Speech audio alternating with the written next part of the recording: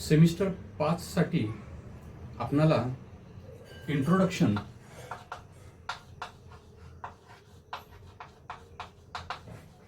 To English syntax 1 हा paper number 11 आहे. या पेपरमध्ये आपण 2 ग्रॅमॅटिकल युनिटचा अभ्यास करणार आहोत. एक फ्रेज आणि दुसरा आहे क्लॉज. आपल्याला माहिती आहे की ग्रॅमॅटिकल युनिट मध्ये एक हायरार्की आहे. ज्या हायरार्की मध्ये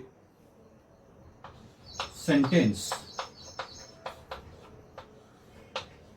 हे सगळ्यात टॉप लेवलला सेंटेन्स येतात. क्लॉज, फ्रेज आणि वर्ड येतात. ही जी हायरार्की आहे ज्याच्यामध्ये सगळ्यात लोअर लेवलला वर्ड हे ग्रॅमॅटिकल युनिट येतं आणि हायर लेवलला सेंटेन्स हे ग्रॅमॅटिकल युनिट येतं. याच्यामध्ये सेंटेन्स दाखवण्यासाठी SE हे लेटर 2 वापरले जातात. क्लॉज दाखवण्यासाठी CL, फ्रेज दाखवण्यासाठी कॅपिटल P आणि H, वर्ड दाखवण्यासाठी लेटर W हे वापरलं जातं.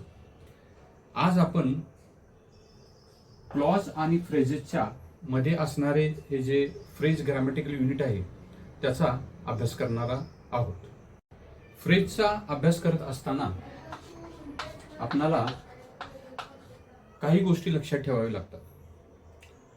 वर्ड्स पासून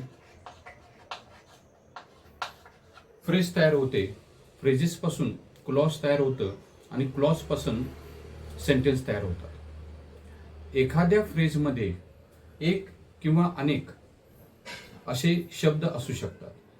मराठीमध्ये फ्रेजला अगदी सोप्या भाषेमध्ये शब्दसमूह असंही म्हटलं जातं. आता एखादं वाक्य असे असेल, I want a pen,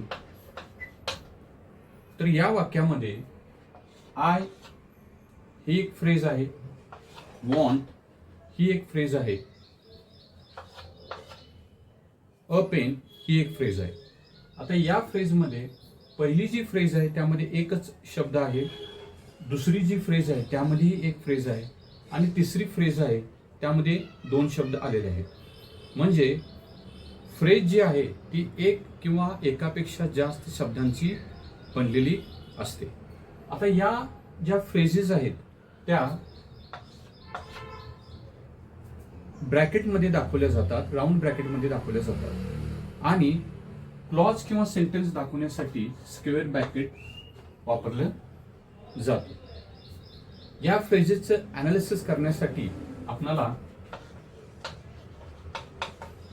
ब्रॅकेटिंग system वापरायची आहे. ती कशा प्रकारे काम करते हे आपण बघणार आहोत. फ्रेजेसचे अनालिसिस करत असताना फ्रेजेसचे 2 गोष्टी आपल्याला दाखवाव्या लागतात. एक फ्रेज जी आहे त्या फ्रेजेसची फंक्शन काय आहे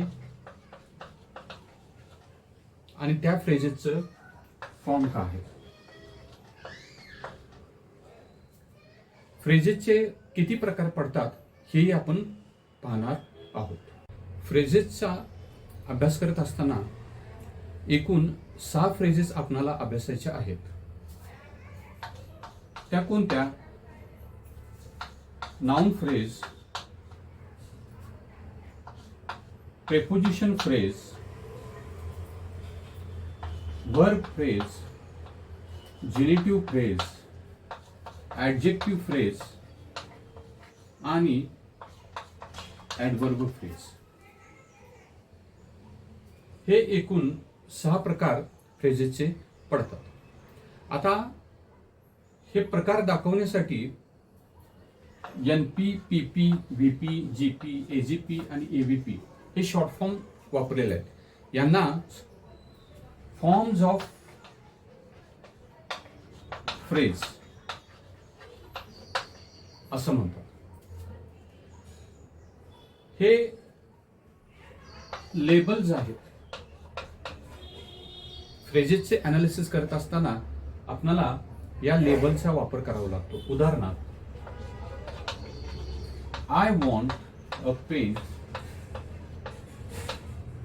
या वाक्यामध्ये त्याच्या 3 फ्रेजेस आहेत. त्याच्यामध्ये ही नाउन फ्रेज आहे, ही व्हर्ब फ्रेज आहे आणि ही सुद्धा नाउन फ्रेज आहे. ही फ्रेज दाखवण्यासाठी हे जे लेबलिंग केलेलं आहे त्याला फॉर्म लेवल असं म्हटलं जातं, जे दाखवण्यासाठी या ब्रॅकेटच्या खाली इथं ते लेबल्स वापरले जातात.